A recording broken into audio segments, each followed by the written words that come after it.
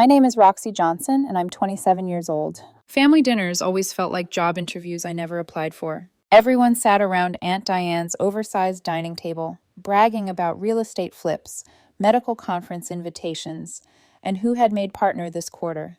Meanwhile, I was 13, trying to remember which fork belonged to which course and how not to breathe too loudly. You should really be more like your cousin Ethan, my mom whispered one night, forcing a smile as she nudged my knee under the table. He already has a 5-year plan. Ethan, EMTT, as Diane bragged about like it was royalty, was 16 and had color-coded binders for possible careers. I welded scrap metal behind the shed with a garage sale welding kit. Only Grandpa Ray ever thought that made sense. He'd stand beside me while I tried to fuse metal without burning my eyebrows off and say, "Metal remembers care, kiddo, so don't let them talk you out of this." But when I was 12, he died, and with him went the only person who believed in my dream out loud. Aunt Diane took over the family narrative, and she believed anyone not in a suit was failing at life. She once looked at my grease-stained hoodie and said, "Nothing good comes from a job that stains your shirt, Roxy." My cheeks burned so hot I swear they could have welded the cutlery to the table. I knew the family hierarchy. I was the one people made awkward small talk with before quietly asking me to help clear plates. Back then, I also had a crush. Caleb. Kind eyes, quietly artistic, the opposite of my family.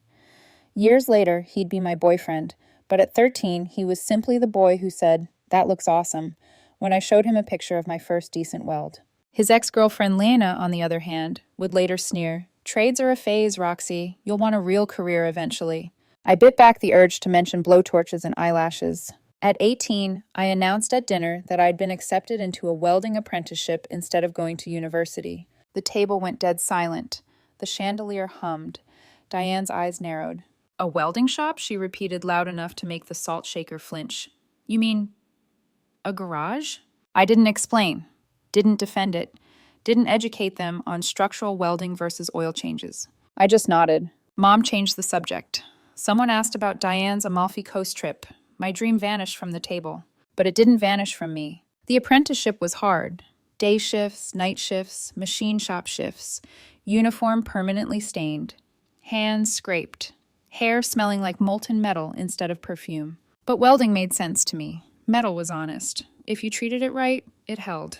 Caleb would pick me up after late shifts, thumb brushing the calluses on my fingers.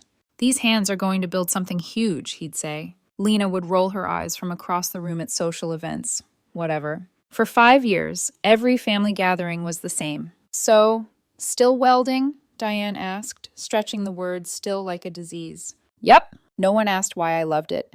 No one asked what I built or what contracts I handled. They treated my silence like consent, like I was fine being overlooked. But welding taught me something. If you apply heat long enough, even metal remembers. I saved every penny. 3 jobs, 5 years. No vacations, no help. Until finally I signed a lease. A squat concrete building, peeling paint, broken bathroom door. But it was mine. I painted the walls myself, hung up a sign. Forge and Flame Welding Company. Then hired my first 2 crew members, Leo and Mike. Both underestimated their whole lives just like me. By the end of year 1, we had real contracts, a real reputation. Still, the family said nothing. Not even a backhanded, "How's your little garage thing going?" I told myself I didn't care. Then, one freezing January night, my phone buzzed. Blocked number. I ignored it. It buzzed again. Then a voicemail notification. I pressed play. "Hi, this is Diane. The furnace. It exploded. There's smoke everywhere. Ethan's trying to... I don't know who else to call." My blood went cold. She hadn't said please. She hadn't apologized. Just, "I don't know who else to call." I looked at Leo and Mike, still finishing a bakery job. Our navy jackets hung neatly on hooks, flame logo, bright under fluorescent lights. I opened our group chat. Emergency call. Gear up. Address incoming. Time to show them what a garage can do. For a split second, I hesitated. That address? Her gated, polished neighborhood. The house where I'd spent years trying to stay small. But I wasn't that girl anymore. I hit send. Leo replied, "Let's melt some problems." Mike added, "On our way, boss." Minutes later, we rolled out in 2 trucks, welding helmets clattering behind us. As we pulled into Diane's street, flashing lights bounced across manicured lawns. Firefighters dragged hoses across the walkway. Sparks shot from an exposed metal pipe in the basement no one could reach safely. The fire chief spotted us. You the welders? That's us, I said, grabbing gear. Inside was chaos. Smoke streaked the ceiling. The air stung. And there was Aunt Diane, hair wild, mascara running, wearing a $400 robe that had no idea what hit it. Roxy? She whispered when she saw me. I nodded, walked past her, didn't stop. Which way to the basement? She pointed, stunned. I could have said, still think it's just a garage? Could have said, don't worry, I won't stain your floors. Instead, I led my crew downstairs. For the first time in my life, I wasn't the girl clearing plates at Diane's house. I was the one they were all waiting for. Smoke clung to the stairwell like it was alive, rising in choking waves as my boots hit the first basement step. Behind me, Leo and Mike carried equipment with the calm focus of men who'd seen much worse than a fancy neighborhood meltdown. The heat intensified as we descended. Sparks shot rhythmically from the ruptured pipe, showering the concrete floor like angry fireflies. Leo took one look and muttered, "Damn, threading failed. Hard." Mike adjusted the floodlight. "Pressure's unstable. We need to seal it before it blows again." I nodded, heart slamming, but steady. Let's work. Down there, surrounded by smoke and chaos, I wasn't just the girl the family underestimated. I was a welder, a leader, a woman who knew exactly what to do. We got to work, Leo handling the arc, Mike clearing the area, me shielding and stabilizing the compromised section. The air crackled with heat as the weld took shape, bright and furious. 25 minutes later, the danger was contained.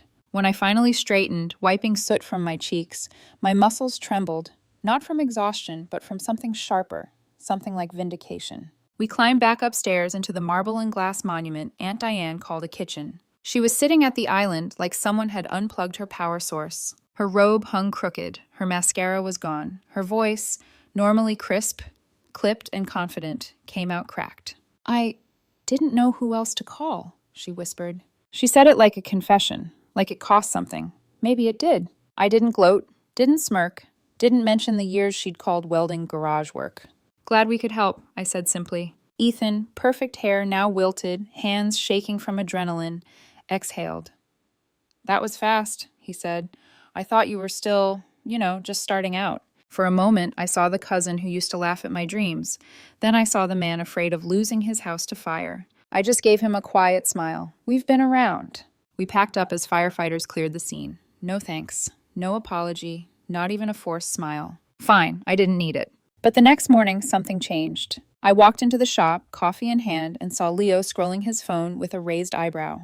You seen this? He asked. He turned the screen toward me. A blurry photo, taken through a cracked window. Our jackets, navy canvas, flame logo, glowing under streetlights.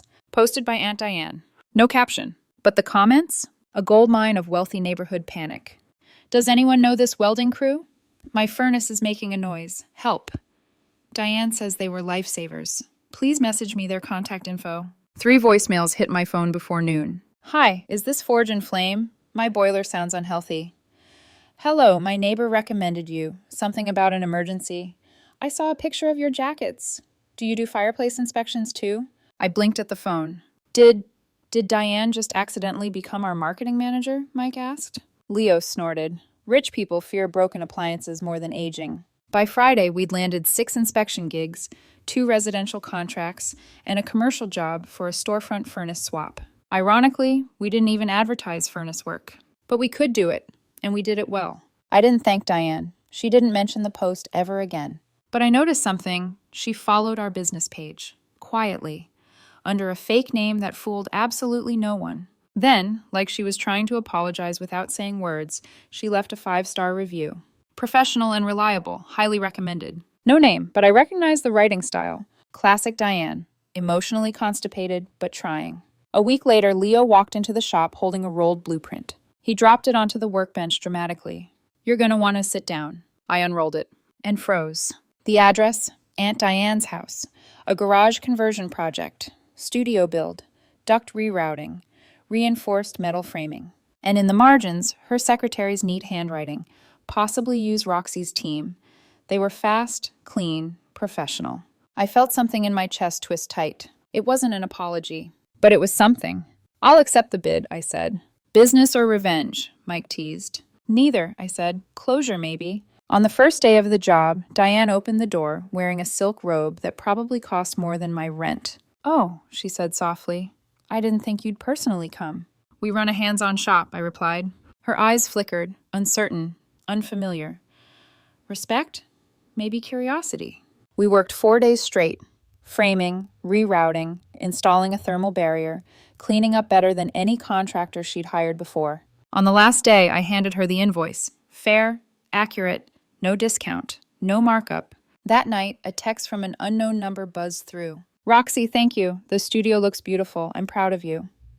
Diane." I stared at those words until the screen dimmed. Proud of me. The woman who once mocked the grease on my hoodie. The woman who said welding stained your future. Proud. I didn't reply. Not because I didn't care, but because I did. And that's when the whispers began. Suddenly the family, who once treated my career like a cautionary tale, wanted in. First, a cousin DM'd me. "Hey, Rox, didn't know you were doing so well. Need a metal gate soon." Then Uncle Greg, who once laughed at me so hard he choked on shrimp cocktail, casually said, "Got a little rust by the pool. Maybe you could take a look?" "Yeah, sure, Uncle Greg." But the real curveball, my mom. She invited me to dinner. Just me, no Ethan, no excuses, no, "Oops, forgot I had Pilates." I assumed it was an accidental text, but I went. She'd made lasagna, my favorite, from scratch. We sat at the table in a silence that wasn't hostile, just unfamiliar. She pushed her fork around, then sighed. "I've seen your business posts," she said, "and Diane's pictures. You've built something real, Roxy." Then she swallowed hard. "I'm sorry, I didn't believe in you." The words hit deeper than I expected. Small, simple, but real. I didn't know what to say at first. Finally, it took me a while to believe in it too. She nodded, eyes shining with something like regret, or maybe pride she didn't know how to articulate. We didn't fix everything that night, but we started. And sometimes starting is enough. 5 days later, Ethan called. "Hey," he said with the same polite panic rich kids get when things stop being easy. "So, I might need your help. My prototype casing, can you fabricate it?" His startup was failing. Investors gone. App outpaced by competition. I didn't mock him. Didn't mention the years he smirked at my garage job. I just said, "Send the specs, I'll take a look." Because that's what welders do. We build, we repair, we keep things standing. Even when the people who need us once tore us down. The funny thing about success, real success, is that no one warns you about the invitations. Not the birthday dinners or holiday gatherings. Those dried up back when I stopped showing up to be the punchline. No, these were different. Panels, home expo meetups, small business spotlight nights with names like Crafted with Passion or local legends in the trades. Apparently, Forge and Flame had become the poster child for blue collar done right. At first, I ignored every email. Public speaking? Me? The girl who once hid behind floral centerpieces at Diane's dinner table? But then Leo nudged me with an elbow sharp enough to bruise. "Roxy, they want you to talk about welding at a wine event. That's basically the American dream." I groaned, but agreed. 2 weeks later, I walked into the community center, which smelled like budget brie, ambition, and faint desperation. Rows of folding chairs, a projector screen, a refreshment table that looked like Whole Foods had sneezed on it. A coordinator pinned a flimsy name tag to my jacket. Roxy Johnson, Forge and Flame Welding Condu.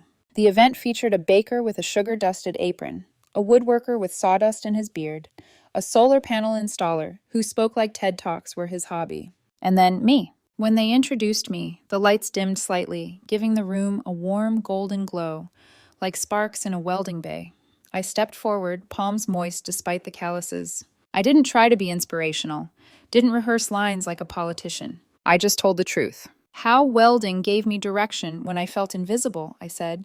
How metal doesn't lie. How it breaks, bends, remembers heat. Kind of like people. I paused, letting the quiet settle. My family used to call my shop just a garage. But that garage now feeds 3 families, trains new welders, and supports businesses that once ignored me. There were nods, soft smiles.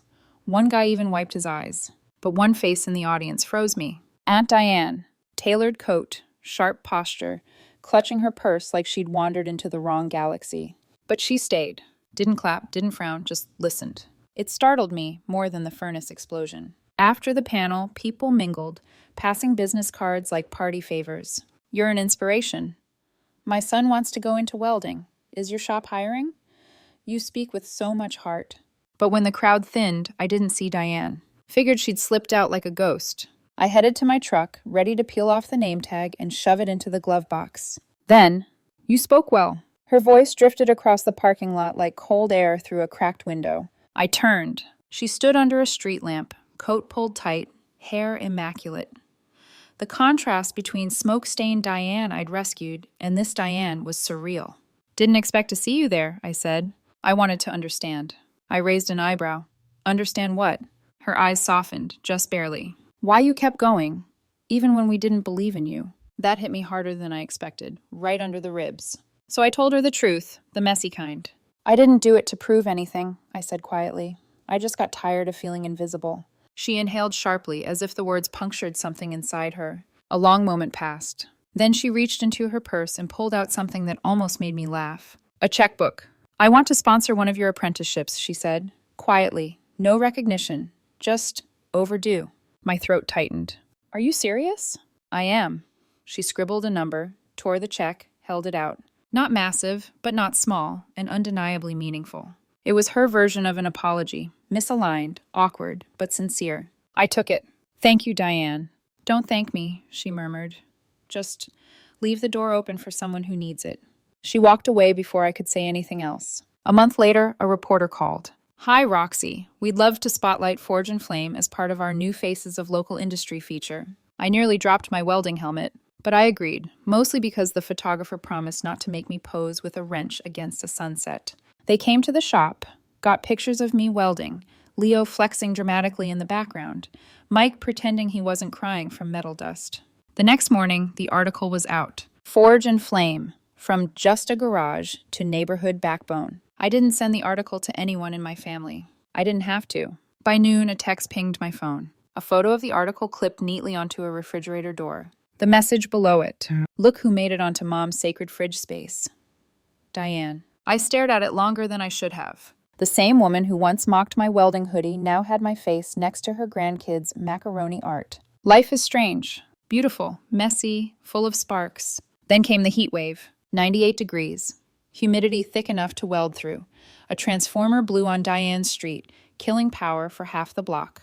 ACs died. Refrigerators stopped humming. People panicked. And Diane? Her new furnace locked up. She called. Not with superiority. Not with entitlement. Her voice trembled. I know you're busy, but if you can help, please.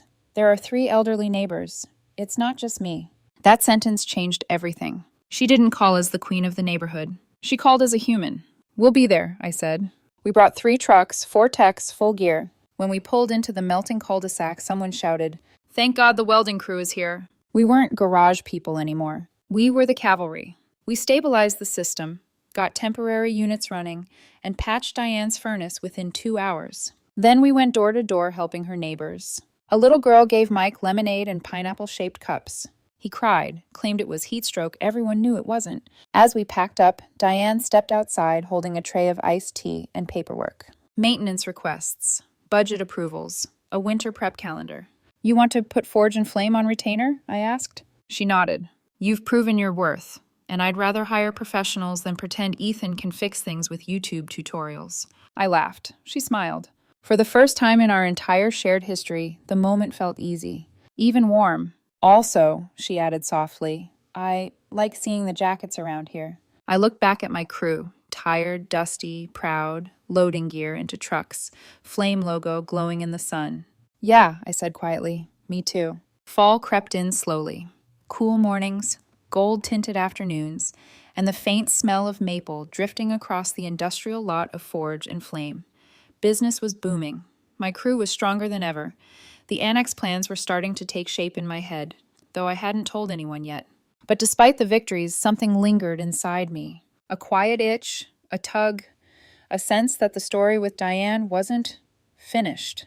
Not in the dramatic sense, in the human sense. She was changing. Carefully, awkwardly, like someone learning to speak a second language late in life. But she hadn't said sorry.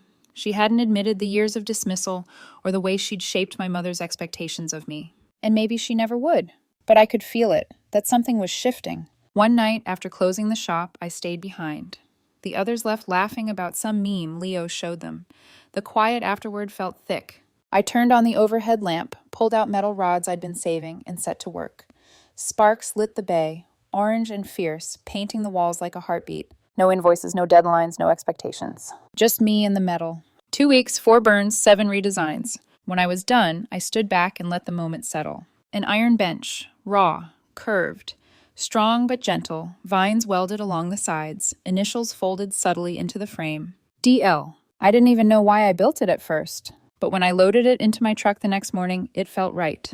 Diane opened her front door wearing a robe that probably had its own insurance policy. I didn't order anything, she said cautiously. I know. My voice came out softer than expected. This isn't work. Her brows pulled together. I led her to the truck and lowered the tailgate. The bench glowed as the morning light, every weld line visible like the rings of a tree. She didn't move at first, didn't speak, just stared.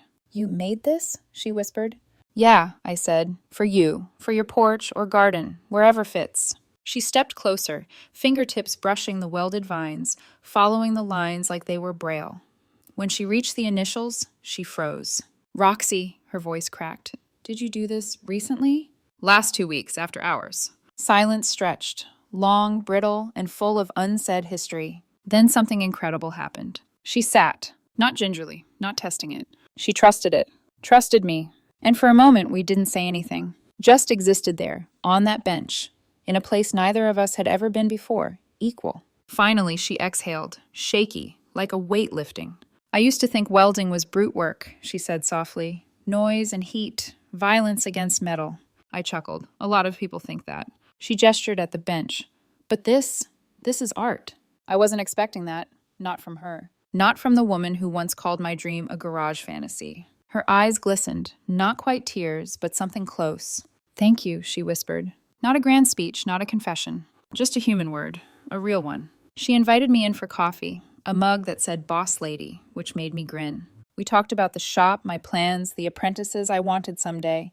She listened, really listened, without adjusting her posture or trying to pivot the conversation toward Ethan or her friend's successes. Then she asked almost shyly, would you ever consider teaching? Not full-time, just mentoring. I know some kids who could benefit. I raised an eyebrow. You mean kids who might want to grow up and stain their shirts? She winced, then laughed softly. Okay, I deserve that. Yeah, I said, you did. But I smiled when I said it. The bench stayed on her porch. Every time I drove past on my way to a job, Diane sat on it, drinking tea, reading, sometimes just looking out at the neighborhood. I never stopped. But she always looked peaceful. Proud, even. I thought maybe that was the end of the chapter. But 3 days later, Leo walked into my office holding a certified envelope. He waved it dramatically. Please tell me this isn't a lawsuit. I snatched it. The weight of the envelope felt important. Inside was a single notarized document with crisp headers. My throat tightened. A lease transfer. Diane was signing over her old metalworks warehouse, the one her late husband bought years ago, the one she once teased me about. Maybe you can sweep floors there someday. Full rights, zero rent. Just one handwritten condition at the bottom. Forge and Flame Annex. Teach, build. Leave the door open for those who come next. DL.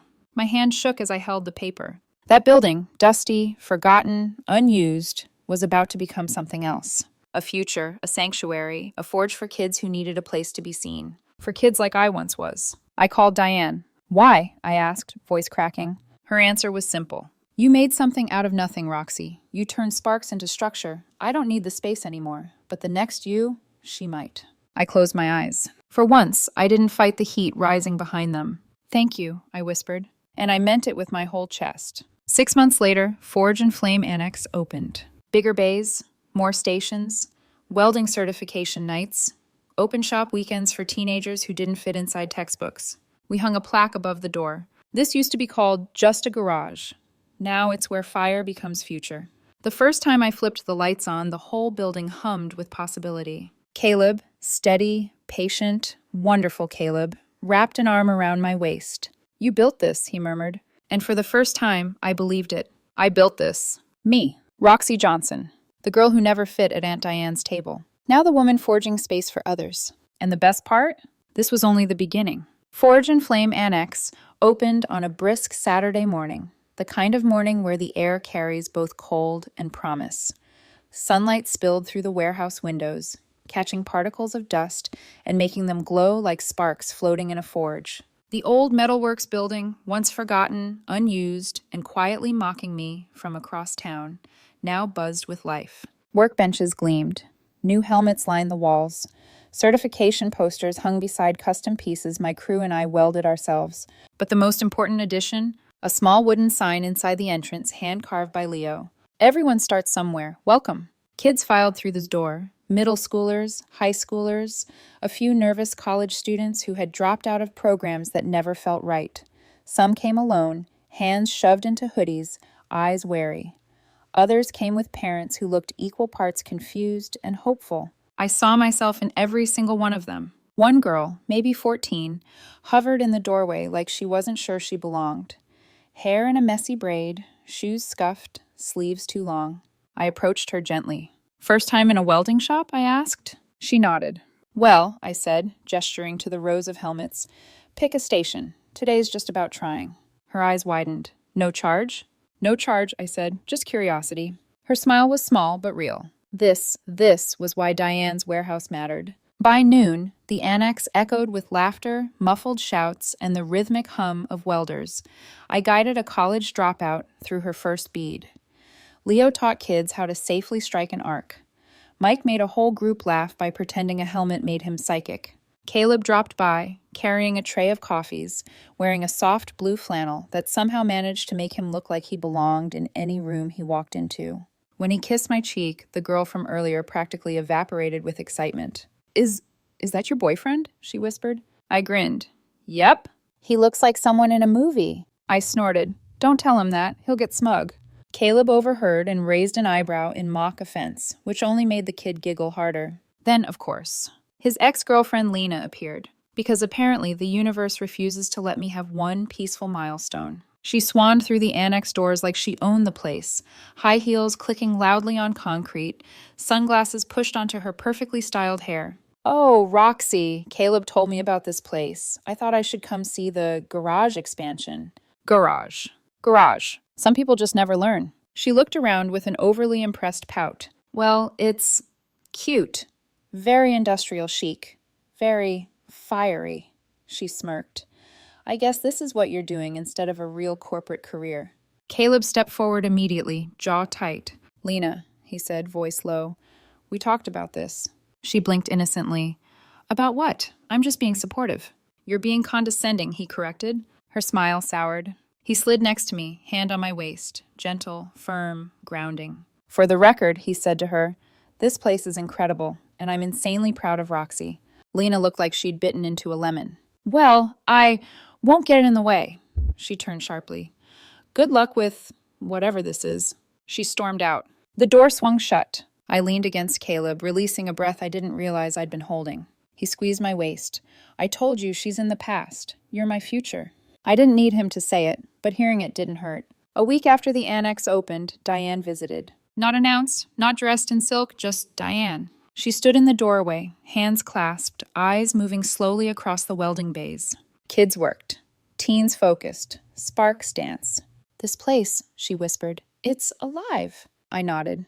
They needed somewhere to go. She took a slow breath, measured, shaky, full of things she never said aloud. "You turned a warehouse into a future," she said. "I only ever saw what you weren't. I never imagined what you'd become." My throat tightened. For nearly 2 decades, I wanted to hear that. Now that I had, the weight of it settled gently rather than sharply. "Thank you," I said quietly. She nodded once, then added, "That bench you made, it changed how I see welding, how I see you." I swallowed. "That bench," she continued, "was the first time I realized welding isn't noise and fire. It's intention." She placed a hand over her chest. "And you always had that, even when I didn't." Something inside me, old, bitter, familiar, softened. I didn't forgive everything, but I accepted this moment. Sometimes that's all two people need to move forward. Business grew faster than we could keep up. The annex buzzed with new trainees. Forge and Flame landed contracts with businesses that once ghosted my emails. Leo and Mike each took on apprentices, young welders who walked in scared and walked out standing taller. My mother came to tour the annex, eyes wide as she watched girls her daughter's age learning to weld steel. "This is what you were dreaming of," she whispered. I squeezed her hand. It was the part I didn't know how to dream yet. She smiled, really smiled. For the first time, she looked proud without needing to compare me to anyone else. One night, after everyone had left, I walked through the annex alone. The walls glowed gold under the shop lights. Tools lined the racks like loyal friends. Each welding booth hummed with the memory of sparks. I stopped in front of the plaque. This used to be called just a garage. Now it's where fire becomes future. A soft knock echoed from the open door. A new student stood there, a shy kid holding a flyer with both hands, knuckles white. Is it too late to join?" he asked. I smiled. "No," I said. "It's never too late to start." His shoulders dropped with relief. I turned on the lights of an empty bay for him. As sparks flared to life, reflecting in his wide eyes, I felt something deep inside settle into place. This, every burn, every insult, every late shift, every moment of doubt had led to this. To doors open, to fires lit, to futures forged, to a life I built with my own hands, piece by piece, weld by weld. My name is Roxy Johnson, and I'm no longer the girl at the edge of the table. I'm the woman who builds the table now.